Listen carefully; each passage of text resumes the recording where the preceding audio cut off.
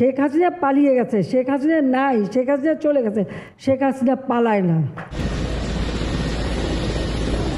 ছাত্র জনতার অভ্যুত্থানে হাসিনা সরকারের পতনের পর একের পর এক বের হচ্ছে থলের বিড়াল। নানা মেগা প্রকল্প দেখে উন্নয়নের বুলি আওড়ালেও আসলে সবই ছিল শুভঙ্করের ফাঁকি। প্রতিদিন লাখ লাখ টাকা গচ্চা দিয়ে ইতিমধ্যেই আলোচনায় কর্ণফুলী টানেন। হাজার কোটি টাকার এ প্রকল্প ছিল যেমন উচ্চভিলাষী, তেমনি পাত্তা দেওয়া হয়নি জনস্বার্থের বিষয়টিও।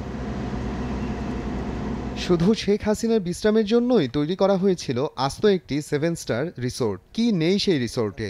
টানেলের রেপ্লিকা থেকে শুরু করে ছিল সম্মেলন কেন্দ্র, স্বাস্থ্য কেন্দ্র, হেলিপ্যাড, এমনকি মসজিদ, পুলিশ স্টেশন ও ফায়ার স্টেশন। চট্টগ্রামের ঐতিহ্য ও শেখ মুজিবুর রহমানের স্মৃতিচিহ্ন দিয়ে বানানো একটি জাদুঘরও রয়েছে সেখানে। কিন্তু নেই যার জন্য এত আয়োজন, সেই শেখ হাসিনাই।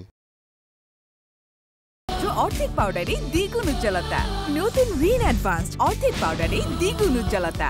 প্রথম আলোর এক নিবন্ধ থেকে জানা যায়, প্রকল্পের শুরুতে বিলাসী রিসোর্টের পরিকল্পনা ছিল না। পরে সে সময়কার যোগাযোগ মন্ত্রী ওবায়দুল কাদেরের সিদ্ধান্তে তা অন্তর্ভুক্ত করা হয়। বলা হয়েছিল, তৎকালীন প্রধানমন্ত্রী শেখ হাসিনা যখন টানেল দেখতে আসবেন, তখন বিশ্রামের জন্য একটি অতিথিশালা প্রয়োজন। প্রথমে বলা হয়েছিল টানেল বানাতে খরচ হবে ৮,৬৪৬ কোটি টাকা, কিন্তু রিসোর্ট সহ নানা খাত দেখিয়ে ৩ দফায় খরচ বেড়ে দাঁড়ায় ১০,৬৮৯ কোটি টাকায়।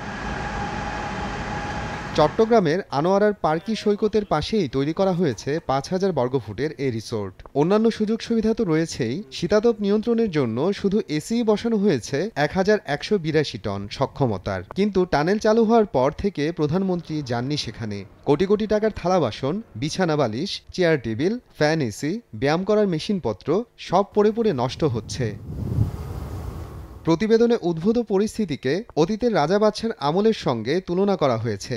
রাজাদের হাতিশালায় থাকতো হাতি, ঘোড়াশালায় ঘোড়া, গোশালায় গরু। বড় কুটুম বা অতিথিদের জন্য থাকতো এমন বিলাসবহুল অতিথিশালা। ২-১ বছর পর ১-২ বেলা গিয়ে শেখ হাসিনা একটু ভাত ঘুম দিবেন বলে এই ৭ তারকা অতিথিশালা বানানো হয়েছে, এমন মন্তব্য করা হয়েছে সেই প্রতিবেদনে।